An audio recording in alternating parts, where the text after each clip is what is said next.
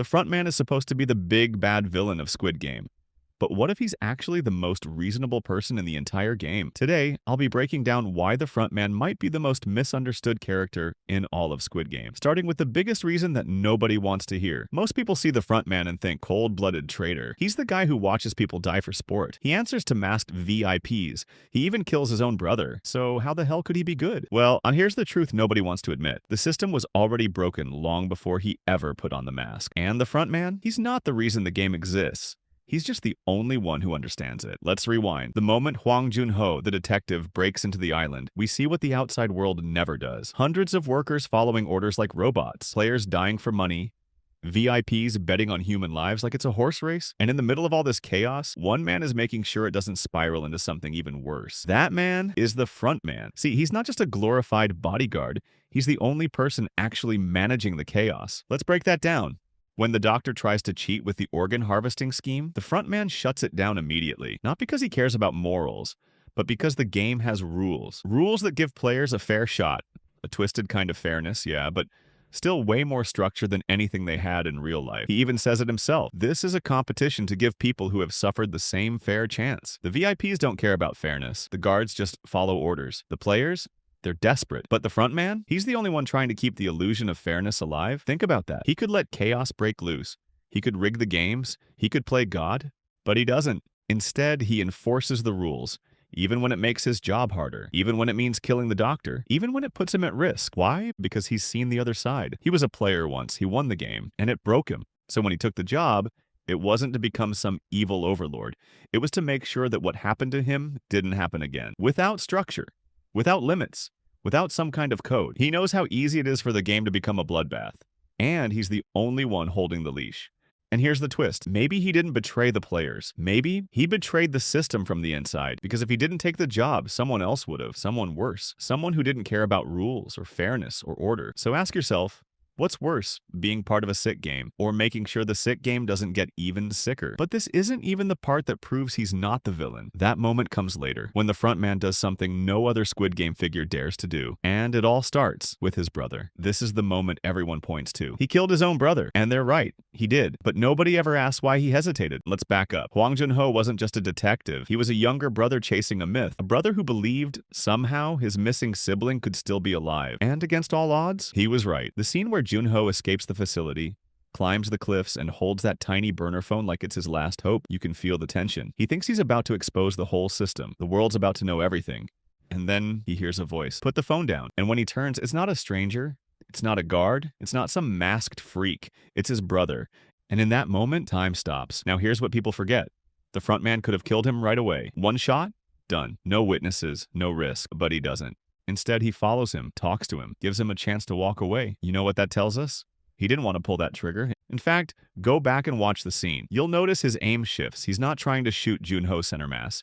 He hits him in the shoulder, barely a kill shot. It's almost like he wanted him to survive, and some fans believe he did, that Jun-ho might still be alive and the frontman let him go. But even if that's not true, here's the deeper point. This wasn't a villain silencing a hero. This was a brother, stuck between guilt and survival. He's not proud of what he's become. He hides behind the mask because facing his own reflection, that's the one thing he can't do. He knows he's lost his soul, but if saving it means burning the entire system down, he's not ready for that. Not yet. And that's what makes him dangerous, but also human, because the frontman knows the pain this system causes.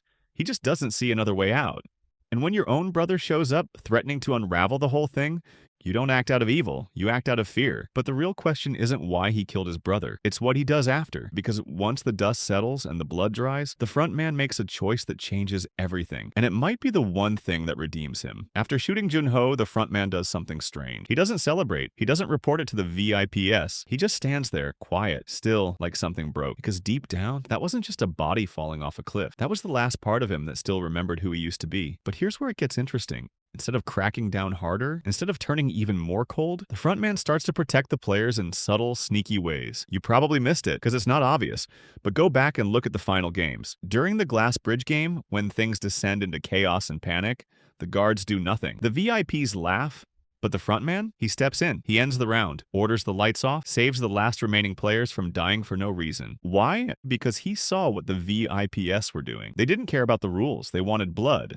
They were treating the players like pets in a cage. And in that moment, he realizes if he's not careful, he's going to become just like them. Then there's the final game. Squid. Just 2 players left, Gi-hun and Sang-woo. Now here's the key detail nobody talks about. The frontman gives them the option to end the game. Think about that. He doesn't force them to finish it. He allows a vote. He actually honors the original promise of the game. That if the majority agree, they can all go home. That moment, that's not a villain's move. That's someone who remembers what fairness used to mean. And then, the biggest twist of all. After Gi-hun wins, he vanishes. He doesn't spend the money, he's broken. And who's watching him from a distance? The front man. Not interfering, not punishing him, just observing, almost like he's waiting, hoping someone will finally figure it out. Not how to win the game, but how to end it. Because deep down, the front man knows. He can't destroy the system. He's too deep in it. But someone else might, and if they do, he'll let them. He's not the villain Squid Game wants you to believe. He's the warning, a glimpse at what happens when you try to fight the system and survive. But the question still remains, why did he take the job in the first place? Why not just run? There's one final piece to the puzzle that reveals everything, his real motivation, and it changes the entire story. That's coming up next. We've talked about the front man enforcing rules. We've talked about his brother. We've talked about the tiny moments where he showed mercy. But there's still one question no one ever really answers. Why did he come back? He won the game. He had the money. He could have disappeared forever, and instead, he chose to become the very thing that nearly killed him. Why? It's easy to think it was fear, or greed, or some brainwashed sense of power, but it wasn't. There's a theory, one that fits everything he does. He didn't join the game, he infiltrated it. The moment he won, he saw what was really going on, the VIPs, the recruitment, the cycle, and he realized something devastating. Winning doesn't set you free. It just makes you complicit. So he made a choice, put on the mask, get inside, and do whatever it takes to keep the worst of it from happening again. But here's the catch. You can't wear the mask forever without forgetting who you are underneath it. And over time, the line between protector and monster starts to blur. He started with good intentions. He wanted to control the game, reshape it from the inside. But the system doesn't bend. It infects you, and eventually it turned him into the very thing he swore he'd never become. So was he good? Was he bad? The truth is, he's both. He's a man who tried to beat the system, tried to change it, and got trapped in it instead. Not a villain, not a hero, just a warning. And the scariest part, Gi-hun is already starting to walk the same path, because once you know how the game works, you can't walk away from it. You either run or you put on the mask.